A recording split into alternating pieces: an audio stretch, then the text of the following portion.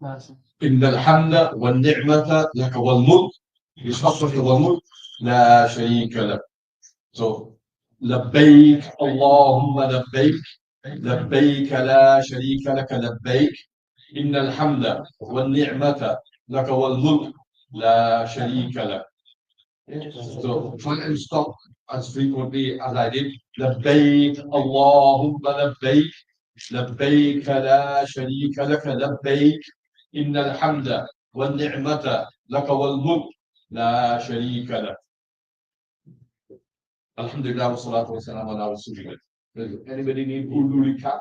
Yeah. So, today there's going to be slight change in program. In 10 minutes, I've got to go to a janazah. So I have to be there at 8 o'clock. So I'll be leaving in 10 minutes. I'll just give a brief Urdu recap and then some points that we missed out.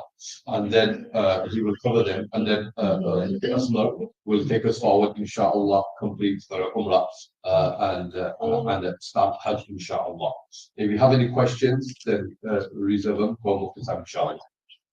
So इंशाअल्लाह अजीज कल बताया था कि 3 किस्म के हज है, हज तमत्तु, हज इफराद और हज किरान। ज्यादातर अक्सर तरीन लोग हज तमत्तु करते हैं। Majority will be doing tamattu. Tamattu means you have 2 separate ihram। तमत्तु का मतलब ये है कि 2 अलग ihram। एक ihram बंद करके हम उम्रा करेंगे, उम्रा खर्च से फारिग हो जाने के बाद ihram को निकाल देंगे, सर मुंगवा देंगे, फारिग हो जाएंगे। फिर या तो मक्का में रहेंगे या मदीना जाएंगे और वापस आएंगे, तब हज का ihram बांधेंगे। हज का अलग एहराम, उम्रे का अलग एहराम, दोनों एक सफर एक, जर्नी एक, ट्रिप एक, लेकिन एहराम दोनों का अलग। और चूंकि 2 इबादतें हमने एक सफर के अंदर अदा की है, तो इसकी वजह से हमें कुर्बानी करनी पड़ेगी। And Mufti Saab will explain the Qurbani in detail. There's a lot of confusion regarding the Qurbani, like we noticed from the questions yesterday. Inshallah, Mufti Saab will cover that. If he forgets, just ask the question. Sometimes some people ask me questions yesterday, and I said ask again today, so that everybody can benefit. So ask Mufti Saab the questions, inshallah, so everybody can learn from those questions. ज्यादातर इंशाल्लाह तवज्जो करेंगे। हो सकता है वो लोग जो आखिरी रात को मदीना से मक्का पहुंचे, तो फिर और उनके होटल अजीजिया में है, तो फिर वहां से फिर अजीजिया से आखिरी रात में मक्का जाना, पूरा उम्रा करना, उससे फारिग हो जाना, एहराम निकाल देना, फिर हज का एहराम, ये सारा आखिरी रात में करना बहुत मुश्किल होता है। बहुत भीड़ होती है कि किसी की दुनिया भर के सऊदी और गल्फ के लोग आखिरी रात में आते हैं। वो होटल नहीं करते हैं, वो जाकर के अपना तवाफ वगैरह से फारिग होकर के वो हज में जाते हैं। तो बहुत मुश्किल, और ट्रांसपोर्ट और आखिरी रात में तो कभी कभी वो मीना की गाड़ियां भी शुरू हो जाती है, बसें भी शुरू हो जाती है, तो बहुत भीड़ होती है। तो फिर उन लोगों के लिए मेरी राय तो ये है, लेकिन आप वहां जाकर के आप देख सकते हैं या पूछ सकते हैं, या जो आपकी राय हो, मशवरा हो। लेकिन मेरी राय तो ये है कि ऐसी शक्ल के अंदर अगर पहली बार हज में जा रहे हो, तो सिर्फ हज, ओनली हज का इरादा कर ले, एहराम बांध ले, और सिर्फ हज और ओनली हज। हज इफराद अगर करेंगे तो उसमें वहां पर हज की कोई कुर्बानी देनी नहीं पड़ती है, तमत्तु में देनी पड़ती है और किरान में देनी पड़ती है। किरान का मतलब ये है कि हज और उम्रा दोनों को एक सफर के अंदर, एक जर्नी के अंदर, एक एहराम के साथ किया जाए। एहराम बांधने के बाद उम्रा कर लिया जाए और उसके बाद एहराम मुसलसल चालू रहे। Qiran means doing Hajj and Umrah both with one ihram, finishing your Umrah and then do not take off the ihram. You do not shave off your hair. You carry on, and you carry on with your ihram, and the restrictions of ihram will apply all the way through. It becomes obviously more difficult, more lengthy ihram. But in the case of doing Qiran as well, where with one ihram you do Hajj and Umrah both, you have to give कुर्बानी। अगर किसी ने किरान की, इसका मतलब है कि एक ihram के साथ उम्रा और हज दोनों किए, तो फिर इस शक्ल में भी कुर्बानी देनी पड़ती है। दोनों शक्लें, तमत्तु और किरान, इसमें उम्रा और हज दोनों, तमत्तु में 2 एहराम के साथ, किरान में 1 एहराम के साथ, इन दोनों शक्लों में वहां पर एक कुर्बानी करनी पड़ती है। और कल सोहेल ने बता दिया था कि वो भी इंतजाम करते हैं कुर्बानी का। अब यहाँ से आप एहराम बांधेंगे, फजूल मैंने बता दिया कैसे एहराम बांधने का। यहाँ से अगर या फिर जहाँ कहीं से, इस्तांबुल से या फिर जॉर्डन से या एमिरेट से या इजिप्ट से, जहाँ कहीं से आप या मदीने से एहराम बांधेंगे, एहराम बांधने के बाद उम्रे की नियत करेंगे। और नियत ये होगी कि या अल्लाह, मैं उम्रे की नियत कर रहा हूँ, मेरे हज के उम्रे की नियत कर रहा हूँ। ये भी नियत कर सकते हैं कि या अल्लाह, मैं हज तमत्तु की नियत कर रहा हूँ, तो ऑटोमेटिकली इसमें उम्रा आ गया। हज किराम का तो उम्रा आ गया। सिर्फ अगर उम्रे की भी नियत करेंगे, और वो नियत हम अभी से ही, हमारी नियत है हज में जाने की, तो वो नियत काफी है अभी से। वो जो इंटेंशन है, already made an intention in our mind to go for Hajj, that intention is sufficient. Anyway, once again, you can repeat it. You have to say it loud. जोर से बोलने की जरूरत नहीं। दिल में नियत करें कि या अल्लाह, मैं उम्रे की नियत कर, तो उसको आसान करना। जहां कहीं से कुछ शक्लें हैं कि आप नीचे का एहराम बांध ले, फिर प्लेन के अंदर या तो ऊपर का जब्बा निकाल करके प्लेन में बांध ले, कम से कम 1 घंटा जिद्दा पहुंचने से पहले, या जहां कहीं आपका बाया डेस्टिनेशन हो, ट्रांजिट हो, तो वहां पर एहराम बांध ले। एहराम बांधने के वक्त 2 रकात नमाज पढ़नी सुन्नत है। अगर मौका नहीं मिला, नमाज छूट गई, तो उसकी फिक्र न करो, वो सुन्नत है। लेकिन कोशिश करनी चाहिए कि कुछ मौका मिले, एहराम बांधने के बाद 2 रकात नमाज पढ़े और दुआ करें। और दुआ करने के बाद जब एक मरतबा तुम लब्बैक पढ़ोगे, तो तुम्हारा एहराम शुरू हो जाएगा। बगैर लब्बैक के एहराम शुरू नहीं होता है। और जब तक एहराम शुरू नहीं होता है, वो सारी पाबंदियां लागू नहीं होती है। Your ihram starts with the labbaik. You can't delay, but just be careful you don't miss the miqat point, which I explained yesterday. Once you're in full ihram, all the restrictions will apply.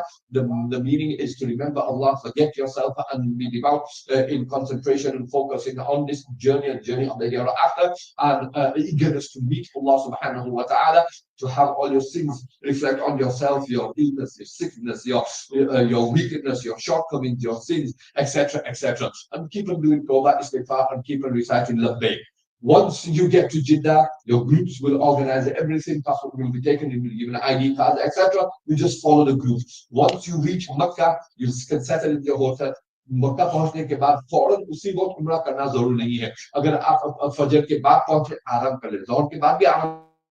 Going for Umrah approximately 9 in the morning till 1 hour Asr time. After Asr, it will be quite busy. Best is to go after midnight. It's less busier. You can't spend the whole day going for namaz, coming back, and then doing your umrah later on. रात को भी कर सकते हैं, ठंडी भी होती है, मौसम हमारे लिए मुवाफिक है, और इतनी ज्यादा भीड़ नहीं होगी। और उम्रे के लिए क्या करेंगे, इंशाअल्लाह जो अस्वद के सामने जाएंगे, और जो अस्वद के सामने जा करके इंशाअल्लाह तवाफ को शुरू करेंगे। Before that, you have to make sure you're in wuzu. Wuzu जरूरी है ihram के लिए और तवाफ के लिए। 2 फर्ज है, ihram और तवाफ। एहराम का हमने ध्यान दिया। औरतों के लिए तो कोई इतनी ज्यादा लिबास की पाबंदी नहीं है, बहुत हजार 2 चादरें होंगी। And the Urdu is only going to last for 10 minutes, and then we'll switch on to English, inshallah. And you will go in the Mataf area, you will do istiba. So you will do istiba where you expose the right shoulder. Slide for istiba. You open your right shoulder. So basically, your ihram, you flip it underneath your right armpit over your left shoulder. So this becomes an open. Yeah, and then Mufti Saab will explain to you why we do istiba, why we do ramal, inshallah, the reasoning behind it, inshallah. And this is istiba. All this you can practice at home with your ihram, inshallah. And you come, make sure you've got wudu. You'll be facing directly towards Hajj Aswad. You'll see loads of people, inshallah, facing Hajj Aswad. Yeah, you do salam, yeah, like you do normal. If you can't do salam to a person, you normally wave your hand. Similarly here, you can't do istilam, which is like a salam. You can't do kiss the Hajj Aswad. So from far away, you raise your hand towards, and you say, at the beginning, you say Bismillah, Allah, Bismillah, because you're starting Allahu Akbar. Bismillah, Allahu Akbar. Then you kiss your hand and you redirect it towards Hajj. So that's all you do. Yeah, you don't need to raise your hands in namaz, like no, nothing. You just Bismillah, Allahu Akbar. Yeah, and if for some reason you can't, you just say Bismillah, Allahu Akbar. It's enough. Bismillah, Allahu Akbar is the main thing. Kissing your hand and directing it towards. So basically, you can't kiss it, so you just kiss your hand and direct it towards Hajj Aswad. If you want, Bismillah, Allahu Akbar, kiss your hand and then this towards Hajj Aswad. Your entire body, पूरा जिस्म हमारा हज Aswad की तरफ था. अब हम तवाफ करेंगे ना, तो तवाफ के लिए तवाफ की जिहत में इत्तिजाह में और तवाफ की तरफ यानी राइट हैंड साइड के ऊपर चेहरा सीना इस तरफ रहेगा. और यू गॉट कोशिश ये करनी चाहिए कि हमारा चेहरा सीना काबे की तरफ न हो, इसलिए कि हम काबा की इबादत नहीं कर रहे, वो तो पत्थर की सिवा और कुछ नहीं. अल्लाह की रहमत जरूर वहां नाजिल होती है, लेकिन फल्यअबुदू रब्ब हादल बैत, हम इस घर के रब की इबादत करते हैं. अल्लाह सुब्हानहू व तआला सिर्फ काबा के साथ मुंतसिर नहीं है. अल्लाह सुब्हानहू व तआला की रहमतें और दुआएं मांगे, और जो फजल भाई ने दुआएं कर बताई वो भी मांग सकते हैं, और भी दुआएं मांग सकते हैं. खास ये है कि अपने अपने जो उम्मत के लिए मांगे, अपने लिए मांगे. और मैं आमतन क्या करता हूँ, जो मसनून दुआएं है, एक दो चक्कर में वो, एक दो चक्कर में फिर दुरूद शरीफ, एक दो चक्कर में इस्तिगफार, फिर आखिर एक दो चक्कर में अपने लिए, फिर उम्मत के लिए दुआ. इस तरह से भी कुछ तरकीब अपनी बना सकते हैं. ये अपने साथ रखना. मर्द हजरात, मैन ओनली, वो जोर से, जरा जोर से चलेंगे, यानी छोटे छोटे कदम के साथ खंभा निकाल करके, शोल्डर्स को निकाल करके, you'll be walking fast. Yes, you don't have to necessarily run away from the family. You just walk slowly, small steps all the way around. And then when you come to Hajj Aswad, जब हज असवद पाएंगे, एक चक्कर मुकम्मल हो गया, ये हज असवद की तरफ से चेहरा करके बिस्मिल्लाह अल्लाहु Akbar, this is enough. And then you carry on. First three round, पहले तीन चक्कर के अंदर हम जो है ना रमल करेंगे. We walk a bit fast, shoulders high, just walk in, but a bit slightly faster with small steps. Yeah, and Mufti Saab will explain why. And after three, you don't go ramal. Ramal is that fast walking. तीन के बाद ramal की जरूरत नहीं. Baki चार, remaining four, you will complete. And then when you finish, once again, entire body, everything towards Hajj Aswad. You might be far away. There's a lot of people. Then on your last circuit, going down the Kaaba, you just start moving more towards the side. And then it's easier from the side, from far away, Bismillah, Allahu Akbar. You've done your tawaf, that one farz is done. You will pray two rakats, inshallah, and that is nafal by nature. It is wajib to pray it. So if it's after Asr, you can't pray it. After Fajr, you can't pray it. But it's wajib, so you still got to do qaza later on. But if it's makruh time, you don't have to pray that. अगर makruh वक्त होगा तो उसको कुछ पढ़ने की जरूरत नहीं. उसको बाद में कल, you can still carry on with your sa'i. Inshallah, and Mawlana will explain Sari and any questions, etc. I'll try and be back as soon as possible, inshallah. Wa jazakumullah khair.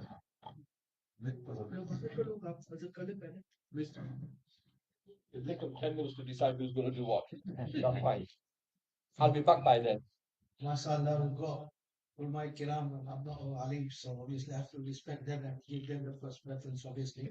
But I personally missed out on a few points yesterday, which are very, very important for ladies and for men folk as well. First of all, when you go in front of, you will see loads of people wearing their hair below their belly button. And sometimes even you can see slightly of their hair as well. Now, it is for us to cover our satar. Yes. So we must, when we wear our ihram, we must actually make sure that our ihram is at least 4 fingers above belly button. Yes, you will see loads of people there below the belly button, and sometimes it's, how can I put it? It's not even a good sight to look at people. Yeah. So you got to be careful. Make sure you cover your satar. That's one thing. Second point I'd like to mention is that when you enter into a haram, into Baitullah Sharif, you just keep your gazes down as far as you can go inside.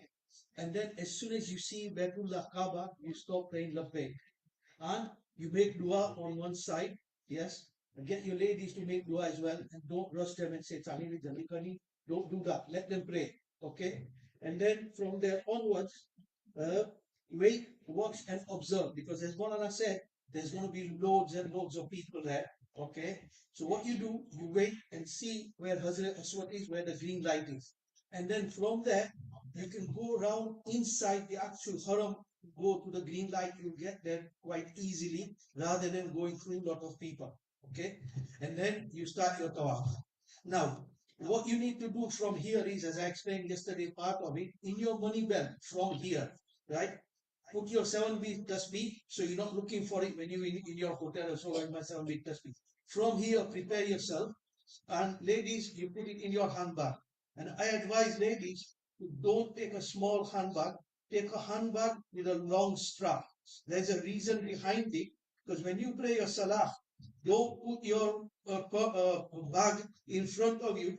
Put the strap inside your leg when you pray your namaz, salah, and then keep it, where you, just before you do your sijda or in between where you're going to do your tahiyat sakal, put it there. The reason for this is the pickpocket ladies, they will come, yeah, in a full burqa, they will pick your bag away, and then somebody else will pick it up, empty your bag, and give it to the lost property. So this is why we advise the ladies to actually get a long strap bag and then put it inside your leg so they can't kick it and take it away. The men folk, obviously, they'll have their miswak, small amount of money, and a carrier bag for both ladies and gents for your shoes. After that, those ladies who are in the monthly period, when they are going to go to Makkah, they will stay in their hotel until they are parked and safe. When they are parked and safe, they will inform their mahram, and the mahram will go to Masjid Aisha. Put on your ihram in the hotel, go to Masjid Aisha, perform your 2 rakat salah at the Masjid there, and then do your niyat for your ihram. Collect your lady from Makkah, and then you go to Haram again and finish your Umrah with your ladies. So for the men folk, it will be your second Umrah, and for the ladies, it will be your first Umrah.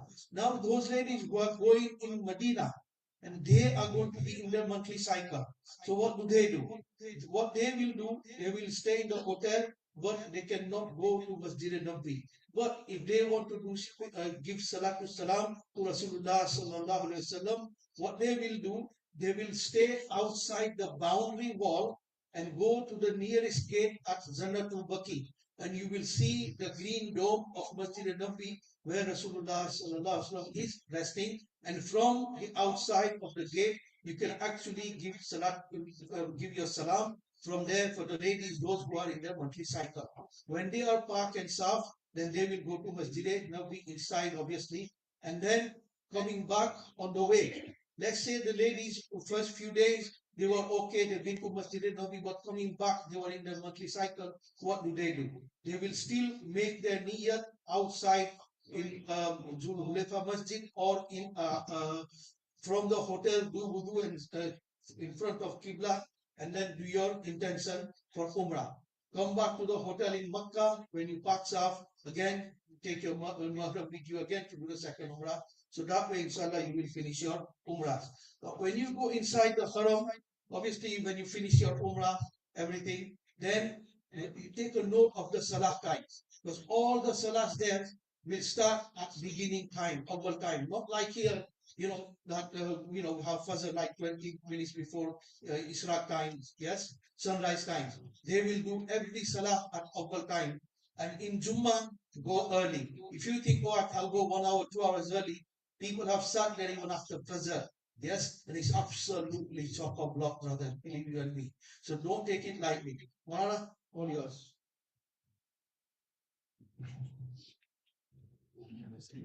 Yeah. Do you want to be on camera? When you go to Haram, No, you no, take it's lot just of money. that's Yes. not going to When read. you're in That's normal not. clothes, put your money Yeah, in your put the top camera on pocket the screen. and That's what we put a want. big safety pin here with us. Or just stream the There's a screen. lot of Oh, yeah. pickpockets, inshallah, pickpockets. When we're going through, we'll explain, inshallah.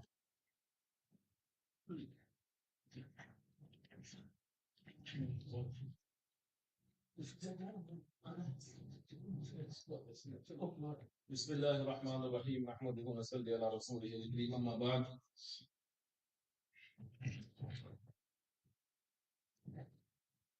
مساج نتي مساج Mawlana Rashid Saab not here, have to go with the jokes. Okay, so we're going to continue from Tawaf. That's where we left off yesterday. Any questions before we begin? G. So, there's I understand it's sunnah to apply itr before you enter the state of ihram. On what and where you're allowed to actually apply itr for you? Number one, you can apply itar before you say the words of Niyah. Okay, anywhere on your body. If you want to talk about sunnah, okay, the Nabi Kareem Sallallahu Alaihi Wasallam, there's narrations to mention that he'd not only take the itar, but he'd put it into his beard and you rub it on his hair. Okay, specifically mentioned. So it's fine, you know, whether deodorant, that's fine. The only thing the fuqaha don't like is if you get your perfume on the ihram in such a way that you can smell it afterwards. Take it, but body, no problem whatsoever. Take it. Next question. Related to that question, okay.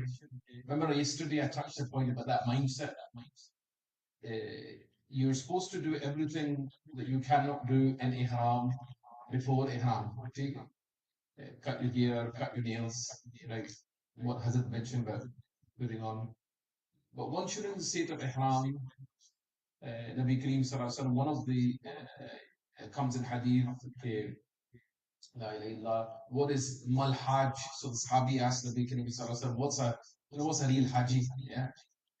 So Nabi Kareem Sallallahu Alaihi Wasallam replied, Ash-sha'if al-tafil. Okay. In Arabic, Ash-sha'if al-tafil is somebody who's in a very dirty, disdained manner. Okay, hair all over the place, you can't recognize. Now, the way modern society has come, the guy that's dirty sticks out. Okay, so Suhail's not here, Bichara, he's digging graves.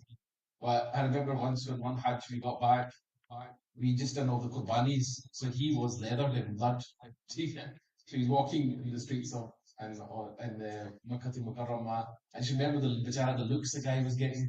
And like he's doing what the Hajj should be doing.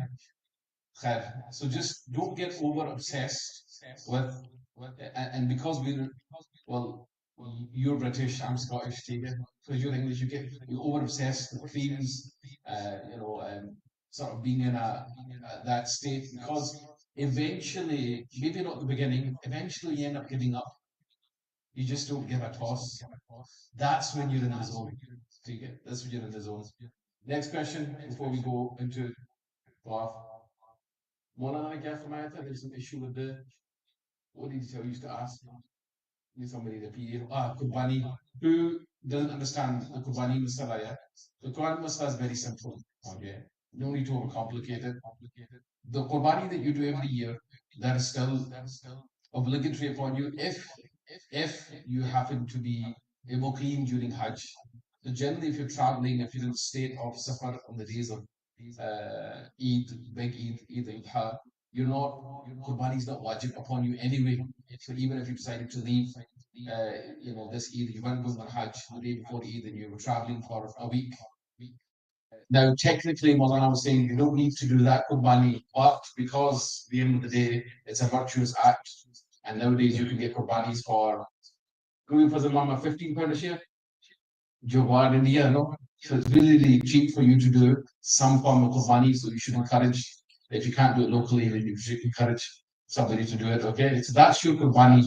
There's now a separate Qurbani, which is known as Dame Shukr, which is aligned with your Hajj. That's the important one if you're doing Hajj Tamattu or if you're doing Hajj Qiran, okay? And the reason why that's important, Hanafi madhab, you need to take your ihram off in a set order, come to that, okay?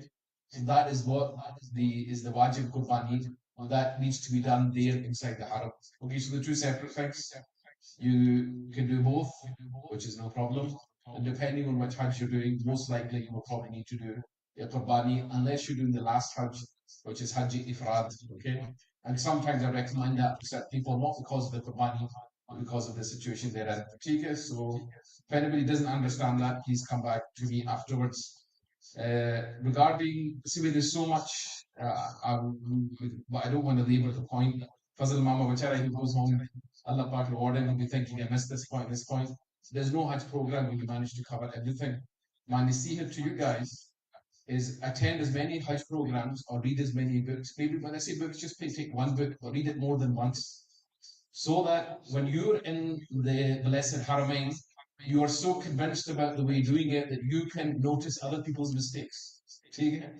Because I guarantee you, you guys are so fortunate. Whoa, Maz guys, come. Every year they send Hajj programs, okay, and I count about, God knows, 25 which are in reachable distance just within Bolton if you go Preston and Blackburn here. Probably more than that.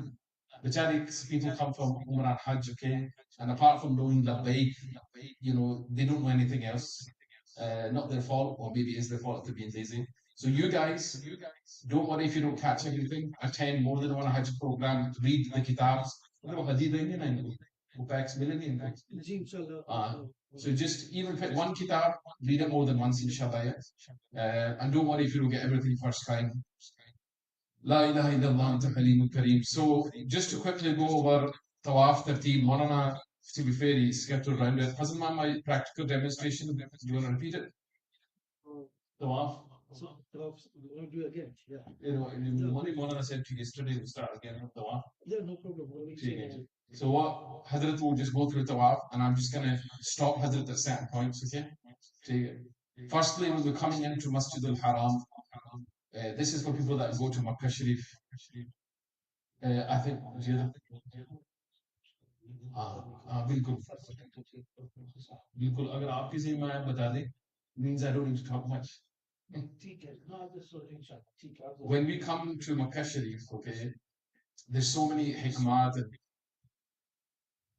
La ilaha illallah.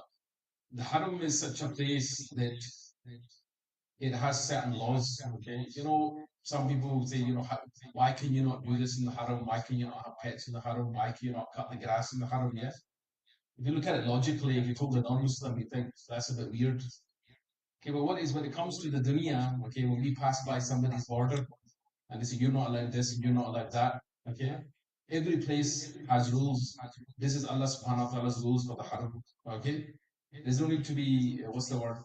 Whether I give you a rational reason of the wisdom or not. Second point, Mawlana mentioned yesterday that if you're tired, by all means, go to your hotel, sort of have a rest, okay? But what Hazrat I was going to add is don't take the mick, okay? If you have enough energy in you to go shopping and buy brief, buy two, get three free, then you're in the wrong mindset, okay? The Haram is your priority. Necessity is food, rest, okay? So just remember that. Secondly, the things that you have on a day-to-day basis, okay? Ask yourself, when you walked into Masjid al-Falah, how many people know the proper way of entering a masjid? Did you not read the dua? It's in the book, okay? You can read the long duas, Bismillah, Subhanallah, Allahumma khilli dunubi, waftah li abwaba rahmatik. These are the longer ones. Even the short ones, Allahumma waftah li baba rahmatik, enter with your right foot, okay? Make niyat of i'tikaf. These things are important there and they're also important here. Okay. So build that in. When you come into, view the Ka'batul Sharif for the first time, again, it's a special moment, whether or not you've been for the first time. Try and find a place. Nowadays, alhamdulillah, to be fair, we've been a few times, they actually do, you find somewhere that you can stand around for about 5-10 minutes, okay? One of the Mawlanas was here, I wish I could point them out. I wish I had this ability. I've stood next to people in front of the Ka'batul Sharif, yeah, and I kid you not, they can make du'as for an hour, no problem. Okay, most of us, we run out of fuel, we run out of benzene, gas, unleaded after about 10 minutes. Okay, it's the most du'as we can get in the system. So again, it comes from the heart. Okay, I didn't got this one recording. Maybe I'll share it once. I was standing next to this guy. You just needed to stand next to him and listen to his du'as, and you end up crying yourself. My wife gave me a trouble. She goes, "Why are you being a nosy parker? Why did you record him?" I was too so that I at least go back to it. So, if you find that good, inshallah, Allah Pak's blessed you. If you don't, then go in. It's not necessary that you have to start your tawaf straight after. Savor the moments, make the most of them. Take it, inshallah. Hadrat is going to go through the tawaf, and then I'm just going to add some points. We're going to go through Zamzam, then we're going to go through Sa'id, we're going to go through Halaq.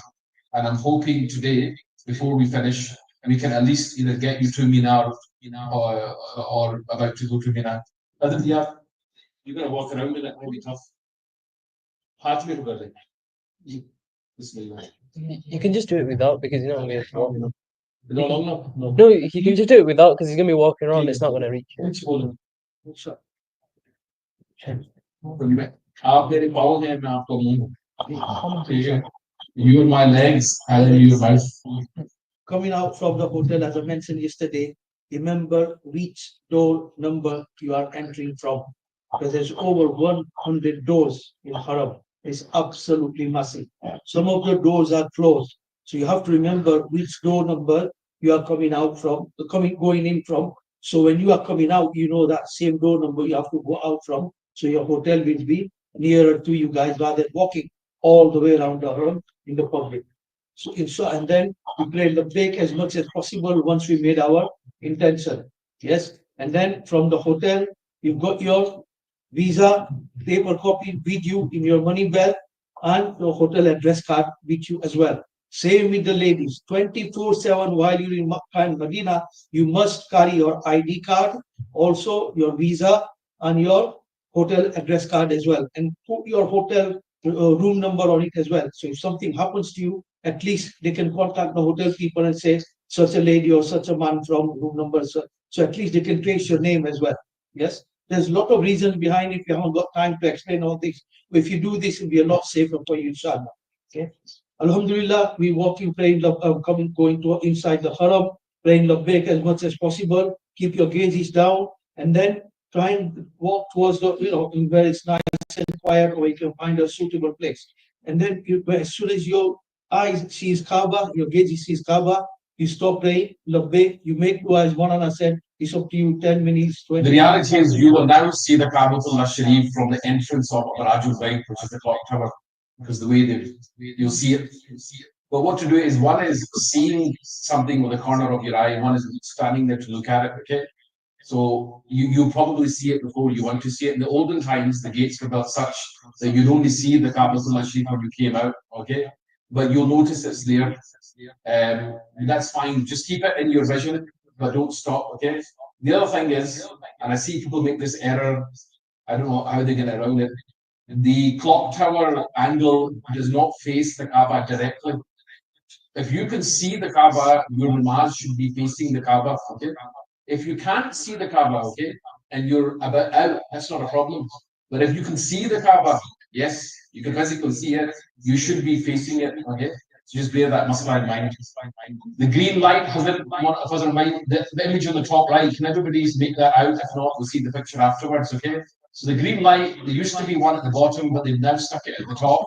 That is the one that is directly opposite HAJJ Seminar, okay? So that's your starting point. Other than green light only. I'm the green light. After the dua, three eyes, as I mentioned yesterday, istiba, and then look for the green light, and Mawlana said, which is right opposite Hazrat Asmar. You go slowly, like I said, wait, watch, and observe, and make your way where you can find the easiest way to go. When you come to in front of Hazrat Aswad, doesn't matter if you're even far away, then you make your niyyah.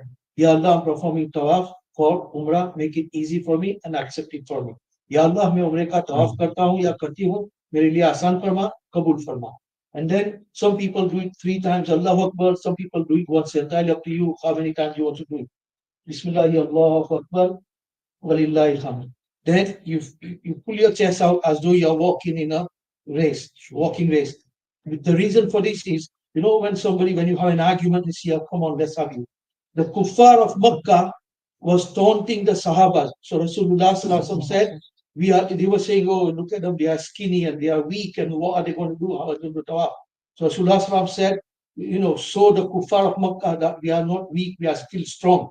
So they pulled their chest out, and then in the first 3 circuits, this is only for the men, ladies, not for ladies. Yeah. So the men folk has to do in the 3 circuit, you have to do the Ramal as though you are walking in a race, pull your chest out. Yeah.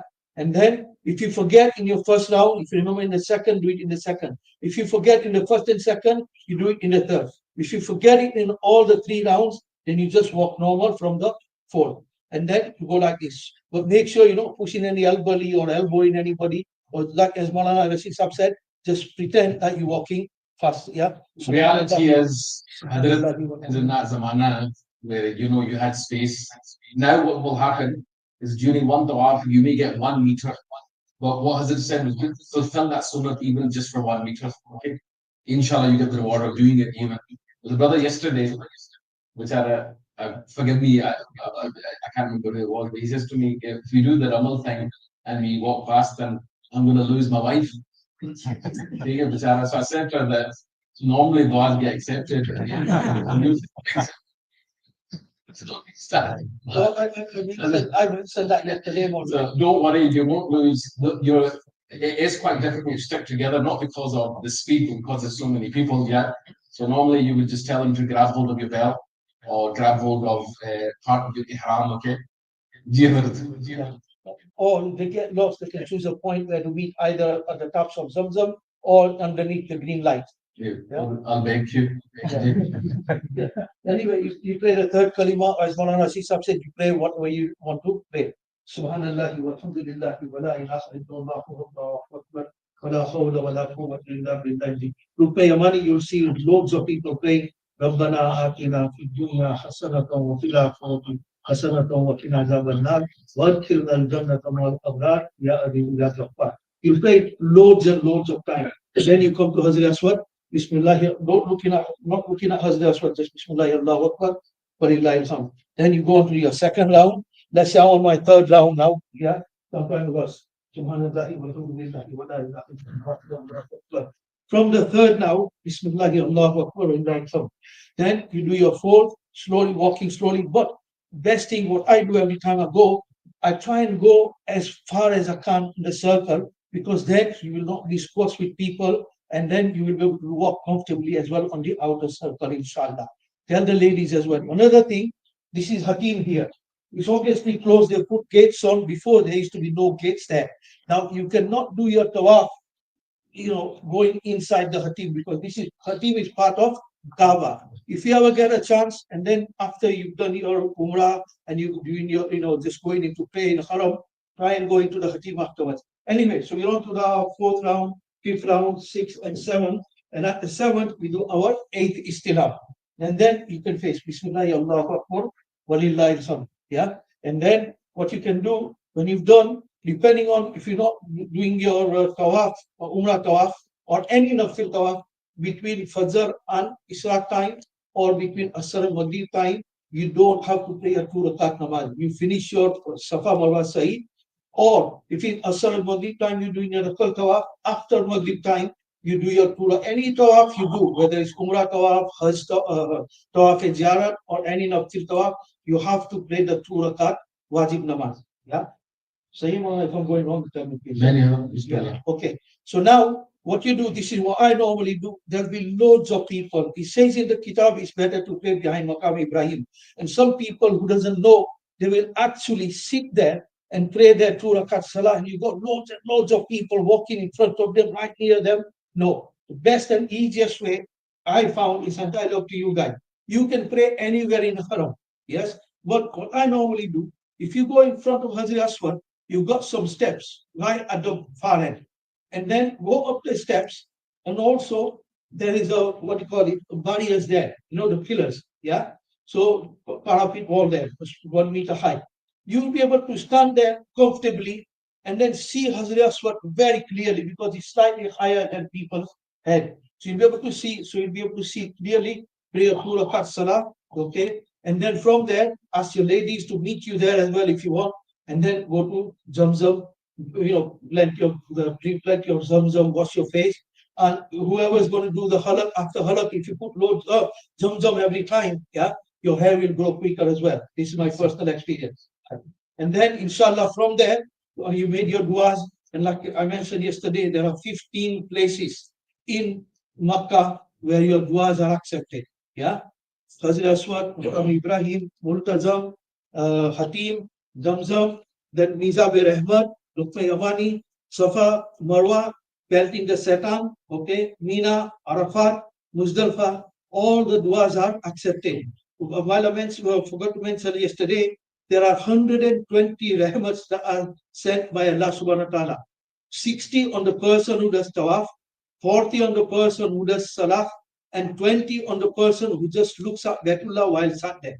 So that's 120 rahmats are sent by Allah subhanahu wa ta'ala. Okay. Now, inshallah, from here, when you had your Zamzam, you made your du'as and everything, you make your way towards Safa. If you ask anybody, yes, they will show you where Safa is, especially the workers or wherever. You'll be from behind the Zamzam. If you say your Zamzam tops are there, you take a left and go up the ramp behind the tops. Yeah, it'll tell you on it anyway. There's signs there as well. And you start your Safa Marwa Sa'i from Before we get on to Sa'i, just a few points with Tawaf, okay? Number one, that image on the bottom right, okay? Unfortunately, that's what you see, okay? When the Azan goes, you'll see 250 smartphones go up all at the same time. So the ulama say that, you know, the hands that used to stand for dua at the time of Adhan, at the time now they're holding smartphones. Okay, so try not to be one of the smartphone geezers, inshallah. Chalo al muhabbad ek aadi, you know, one day, yeah, but don't make a habit of it. Secondly, let's talk about mindset. You like this one? Maybe write this one down. You know, when you make istilam, Hazrat, we described it, technique was fine, but when you're in the moment, you kind of just Bismillah, Allah Akbar, and that's it done and you're off. Some people argue it's 3 times to the Prophet Sunnah, yeah. So remember at the end of the day that when you do Istilam, you are actually transferring this special stone that went black because of the sins of the Ummah, okay? Okay, that's what you are. Ibn Abbas, radiallahu ta'ala anhuma, he took it to another level. As you know, the great Sahabi Abdullah ibn Abbas, he says that in the Hajar al-Aswad, Yaminullahi fil ard, wa anna man safahu fa ka'anna masafaha Allah azza wa jal. That whoever does musafaha of the Hajar Aswad, it's almost as if he's doing musafaha with Allah subhanahu wa ta'ala. Yeah? Now, that is the moment, okay? Even if it's for a millisecond, okay? Try to put that thought through your head. And then when you're in the tawaf, okay? Have a wird. Fazl Mama's dua books, yeah? There's so much. Pick a dua book. His Wal A'zam, Munajati Maqbool, Jami al Dua, yeah? Pick something that whenever we have time in Hajj, you can open and start reading. The best thing to do during tawaf is actually dua. Okay, but remember I said before we're all a bit limited with what's in the tank. So just have something that you can get to read, inshallah. Yeah, there's lots of sort of other points I needed to add. One of the hikmats, you know, that the ulama write is why do we go around the Kaaba? You know, so I had a good one last year, but an even better one this year. So one of the ulama had written that when there's 7 days in the week, you go around the Kaaba 7 times. Yeah, so you just remind yourself that for the rest of your life, you're going to be spinning around Allah and His rules constantly. Okay. And the one that I read recently in another kitab, I think might be one of Slim's new one, was that, you know, imagine it to be like a washing machine goes around. He didn't use that word, I'm using that word here. You know, this Kaaba Sharif here, okay. Do you know who the first person to do tawaf was? You know, I didn't do the introduction, okay, I would have walked through it, yeah. Who's the first person to do tawaf? Huh? Was it the angels? Was it Adam and Sure, maybe we need to save time, discussion for another day. But just remember that this same place has been washing the humanity's sins out, okay, for thousands, if not billions of years, hundreds of thousands of years, yeah. And you're now part of that circle, okay. So again, the longer you can maintain that mindset, and it's hard. The minute somebody cheeses you off, it's hard. The minute somebody punches you, sisters, Bichena. And I'll finish on this point for Hazrat. This is mentioned in Kitab al-Umm of Imam Shafi'i, rahmatullah, famous book of hadith, that the slave girl of Aisha, radiallahu ta'ala anha, the mother of the believers, she came, she said to Hazrat Aisha, by the way, Hazrat Aisha, I managed to kiss Hajar Aswad in every round during Tawaf. Okay? Just hum bolte na, you managed to do this. And Hazrat Aisha, radiallahu ta'ala anha, she turned around and she said to her, هل تدافعين الرجال, that you couldn't have done that without pushing the men out of the way. It's impossible. Okay, so you told it off. So chasing something which is sunnah or mustahab, preferred, yeah, at the expense of doing something that is either fard or wajib. Okay, remember that. Okay, remember that principle. Make sure that you do well. As it mentioned, Zamzam. Okay.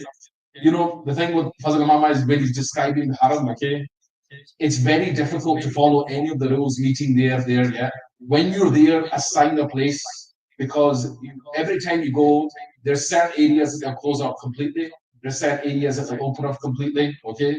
So just assign a place that you think is reproducible. We used to have, our father used to say, I'll meet you under the green light. Okay. But the problem is under the green light's manic. Okay. Generally, you will have the space to pray your nafal is the periphery of the mataf. Like, inshallah, after you read, you pray 2 rakats, then you go to Zamzam. Again, there's etiquettes of Zamzam, okay?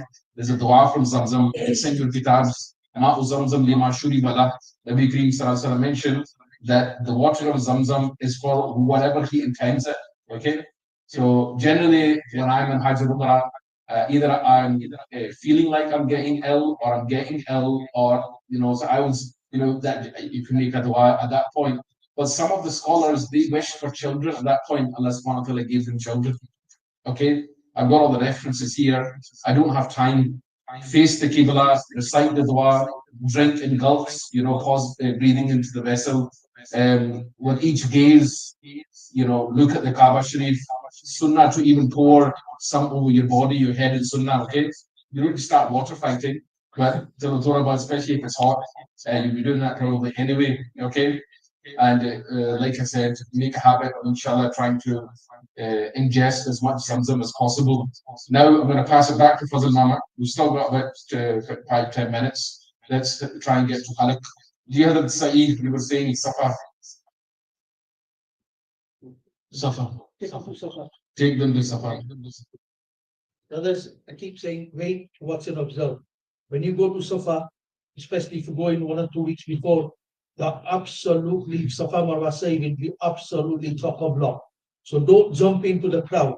When you reach Safa, you'll be able to see Baitullah, you make your dua, and after your dua, you make intention, Ya Allah, I'm performing Safa Marwa Sa'i for Umrah. If it's for Hajj, you say Hajj. Okay? But wait and see before you jump in.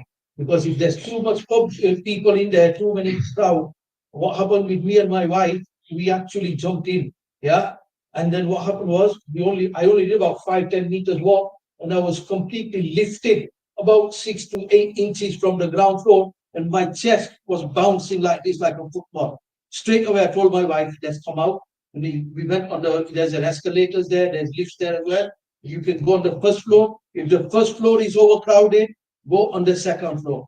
But wait, watch and observe, brothers. Honestly, you'll be remembering that be careful how you go on. Yeah, you don't want to get injured and you spoil your Hajj as well. Inshallah, you made your intention from Safa.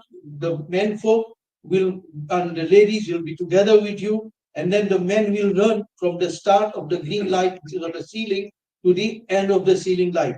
The ladies don't have to run because Hazrat Hazra alayhi salatu wasalam, she's already done the running for the ladies. So the men, we just pray the 4th kalima or whatever you want to pray, as Mawlana Rashid Saab said, La ilaha illallah wahdahu la sharika lahu. From the start of the green light, you start running until the end. So you start from Safa and finish at Marwa. That's your one circuit. And don't forget, you start counting with your tasbih. Now, one elderly person from India, he didn't learn. And what he did was, went from Safa to Marwa and back to Safa. So he did 14 circuits instead of 7. And then he said to me, he said, I'm absolutely shattered and I'm too tired. It's nearly 3.5 miles walking, just doing 7 circuits. So remember this, brother. From Safa to Marwa is 1 circuit. From Marwa to Safa is 2nd circuit. And coming and going, be running in between the green lights, only the men folk, by making sure that you are not pushing anybody or hurting anybody. And if you can't run, just pretend as though you are running and you do your 4th kalima or whatever you want to pray. So we will finish the 7th circuit where Marwa, because we started at Safa, first round and we finish in Marwa. Then 2nd, Safa, Marwa, Safa, Marwa, Safa, and the last one in Marwa. Now, you will have loads of people there, especially the local people or people who've been staying in Makkah for a long time. Oh, let me cut your hair, but don't cut it there, brother. Yeah. Rasulullah Sallallahu given 3 du'as to the person who has completely shaved his hair, and 1 dua for the person who just clipped his hair, quarter of the hair. Now the ladies, remember this. What you do for the ladies, you grab hold of all the hair coming down all the way. The Mahram can do it, or any other ladies who are with them, they can do it as well. So what they do, they will actually grab hold of the hair and just do 1.5 finger like this. Yeah. When you've done it, so you just cut it here. Yeah. One young lad, he went with his wife. By the time they come back, the wife had sold the head. So you got to know all these things, brothers. Yeah. Style say, Mama style. So now, when we finish our Safa Marwa Sa'i, brothers, we go back to our hotel, get your halak done, cut your ladies. Now you are out of your ihram. Hazrat, आप अभी नफिल तवाफ का उनको बता दें ordinary clothes में. Sa'i, just to touch on a couple of points, the ulama have written lots of wisdoms about mindset. Okay, well, I usually give this example. But you know, when one of your command betai, you got a nephew or a niece, they want something, okay? They'll come to you and then you say, no, what will they do 10 minutes later or the next day or 4 hours? They come back, yeah. So you're looking for Allah Pak's mercy. You don't know which point during Sa'i is going to forgive you, yeah. So you just keep running back and forth. Yeah? So again, every second is important. There's a couple of sunnats that we missed out before Sa'i to say in the Safa wa Marwata min Sha'irullah, as mentioned in your kitab. You can learn these, okay? But inshallah, we get time to say audibly. That's also a sunnah. The sunnah du'as, some of them mention Allahumma ghfir warham wa antal azul akram. Again, short du'as, okay? If you've got nothing better to do, repeat it once, you learn it, inshallah. The 2 rakat nafal at the end of Sa'i is disputed. Some ulama say that the Nabi Kareem Sallallahu Alaihi Wasallam only read it because he's going back into the masjid, which you cannot do anymore unless it's namaz. Now you can't actually get back to the masjid if you go around the long way. But pray them anyway, 2 nafal if you get time. It's mustahab. The Hanafi madhab is it's mustahab. Hadith mentioned about halaq, okay? Again, shaving, sunnah to shave. We got, flip 2 slides forward. So the next one, sorry. Yeah, so again, if you have time, inshallah, more reward for halaq, okay? Some people may decide to get qasr because they want to do the halaq for hajj, but we can discuss that depending on which type of hajj that you're in. And as Fazil Mama mentioned, you can actually cut your own hair if you're coming out of ihram, and you can cut somebody else's hair also if they're coming out of ihram, but nothing before that, inshallah. What other thing was I going to mention? Yeah, so anybody had a baby recently?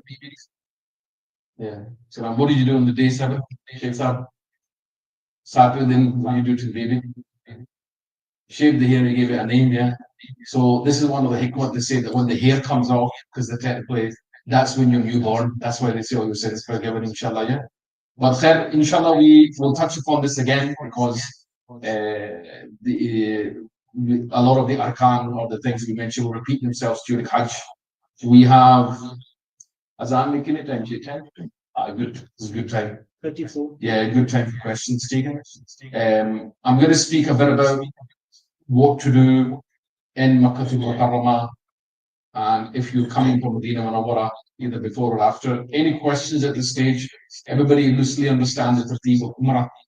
Everybody understand loosely what you're planning on doing, hoping on doing, inshallah, yeah?